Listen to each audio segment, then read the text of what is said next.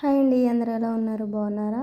Videos పెట్టి చాలా రోజులు అయిపోయింది కదా. ఇది వచ్చేసి మా పాప చేసిన ఫస్ట్ ప్రాజెక్ట్ అనమాట.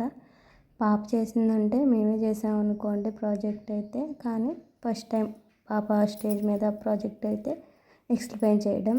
నేను హనీ కలిసి అయితే ప్రాజెక్ట్ అయితే చేసామండి. ముందైతే వైట్ షీట్ని కట్ చేసుకొని ట్రీస్ షేప్లో దాన్ని థర్మాకోల్ దాని మీద అయితే అతికిచ్చాము. అతికిచ్చి ఇలా గమ్తో అయితే చేసి దాని తర్వాత కట్ చేస్తాము. ఇలా చేయడం వల్ల ఏంటంటే మనకి బేస్ స్ట్రాంగ్గా ఉండిద్ది, పడిపోకుండా ఉంటాయి అన్నమాట ట్రీస్ కూడా.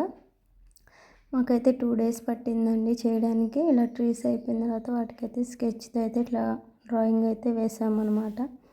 2-3 days అంటే 24 hours అని చెప్పనులే కానీ రోజు 1 day రోజుకొచ్చి ఒక 1 hour అట్లా కూర్చున్నాం అనమాట.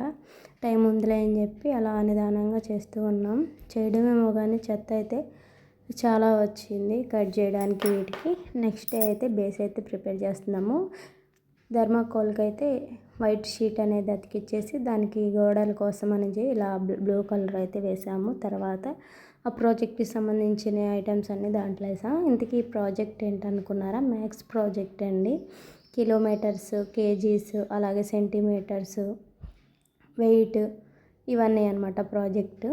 మా పాప కూడా బాగా ఎక్స్ప్లెయిన్ చేసింది. మేము చేసిన కష్టానికైతే తను ఎక్స్ప్లెయిన్ చేయడం కూడా చాలా బాగా చేసింది. మాకు చాలా హ్యాపీగా ఉంది. హనీ లేకపోతే అయితే అయ్యేది కాదు. నాకు ఒక్క వాళ్ళు అయితే ఇద్దరం కలిసి అయితే చేసామండి ప్రాజెక్టు. మరి మీకు ఎలా నచ్చింది అనేది కూడా కామెంట్ చేసేయండి.